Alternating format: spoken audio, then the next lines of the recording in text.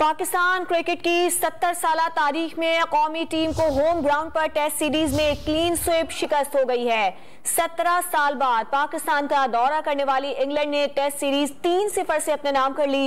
England ने Karachi test में भी बआसानी 8 विकेटों से कामयाबी हासिल कर ली। मेहमान टीम ने 167 रन का हदफ 2 विकेटों पर हासिल कर लिया। पाकिस्तान क्रिकेट की 70 साला तारीख में कौमी टीम को होम ग्राउंड पर टेस्ट सीरीज में क्लीन स्वीप शिकस्त हुई है।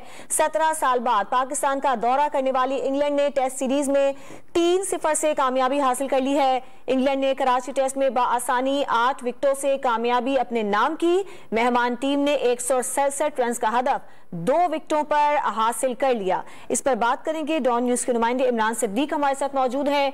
इमरान, बताइएगा, आखिरकार पाकिस्तान ये मैच ना जीत सका और 3-0 से हार इनके मुकद्दर बनी।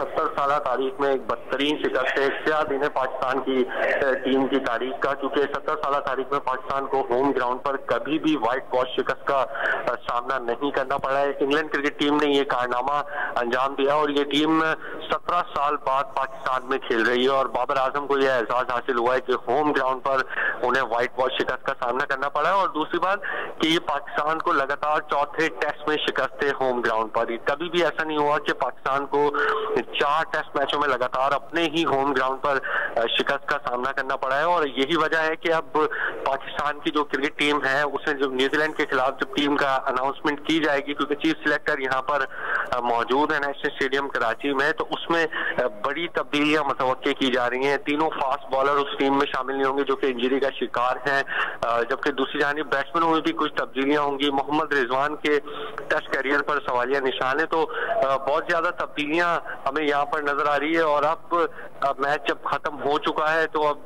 देखना ये कि पाकिस्तानी टीम के कप्तान जो कि बाबर आजम, जिन्हें अभी थोड़ी देर बाद प्रेस कॉन्फ्रेंस में आना है, क्या वो आइंदा के लाएमल का ऐलान करते हैं, क्या न्यूजीलैंड के खिलाफ उनकी हिकमत अमली होगी, क्योंकि जो पाकिस्तान के ख्वाब थे कि वर्ल्ड टेस्ट चैंपियनशिप का फाइनल खेलना है वो भी चकनाचूर हो गए तीनों टेस्ट मैचेस में शिकस्त के बाद। जी अच्छा सिद्दीक, ये बताइएगा कि अगर हम इस टेस्ट सीरीज का पूरा जायजा लें तो किन ग्राउंड्स में कमजोरियां देखने में आई? बॉलिंग अच्छी नहीं थी या जो बैटर्स थे उन्होंने कुछ अच्छी कारकर्दगी ना दिखाई या फील्डिंग कमजोर थी?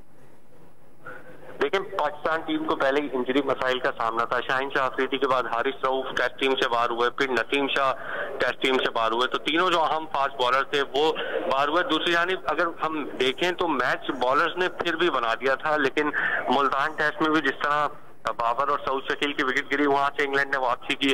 कल एक मरतबा फिर जब बाबर और सऊद शकील की पार्टनरशिप लगी और जब विकेट गिरी तो एक मरतबा फिर इंग्लैंड ने वापसी की। तो बैट्समैनों ने गलतियां की हैं इस सीरीज में, जिसका खमियाजा जो है वो पाकिस्तान क्रिकेट टीम को इस सूरत में भुगतना पड़ा है कि 3-0 से व्हाइट वॉश शिकस्त हुई है। अब देखना है कि अजहर अली जो कि रिटायर हो चुके हैं, इनका ये आखिरी टेस्ट मैच था, उनकी जगह किसको शामिल किया जाता है और क्या क्या तब्दीलियां पाकिस्तान टीम में होती है न्यूजीलैंड के खिलाफ, ये 1 से 2 रोज में पता लग जाएगा। क्योंकि न्यूजीलैंड की टीम ने 22 दिसंबर को यहाँ पर पहुंचना है, उससे पहले पाकिस्तान टीम और पाकिस्तान क्रिकेट बोर्ड इस टीम का ऐलान कर देगा। इमरान सिद्दीक हमें अपडेट कर रहे हैं। पाकिस्तान को क्लीन स्वीप शिकस्त का सामना करना पड़ा है। इंग्लैंड के खिलाफ टेस्ट सीरीज में पाकिस्तानी टीम पर क्लीन स्वीप का खतरा मंडला रहा था और आखिरकार वही हुआ जिसका डर था। इंग्लैंड को कराची टेस्ट में कामयाबी के लिए सिर्फ 55 रन दरकार थे और उनकी 8 विकेटें भी बाकी थी। पाकिस्तान क्रिकेट टीम को तारीख में पहली मरतबा होम टेस्ट सीरीज में क्लीन स्वीप का सामना करना पड़ा है।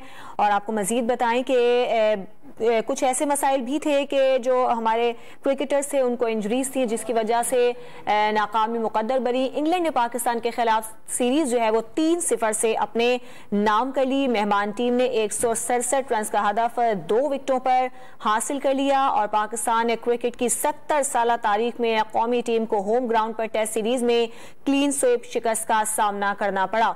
17 साल बाद पाकिस्तान का दौरा करने वाली इंग्लैंड ने टेस्ट सीरीज के लिए 3-0 से ये कामयाबी अपने नाम की है और इंग्लैंड ने कराची टेस्ट में भी बआसानी 8 विकेटों से कामयाबी अपने नाम की। इमरान सिद्दीक से एक बार फिर से बात करेंगे। इमरान, क्या इस हवाले से भी नाकिदीन कह रहे हैं कि जो सिलेक्शन थी उस पर भी सवालात उठाए जा रहे हैं?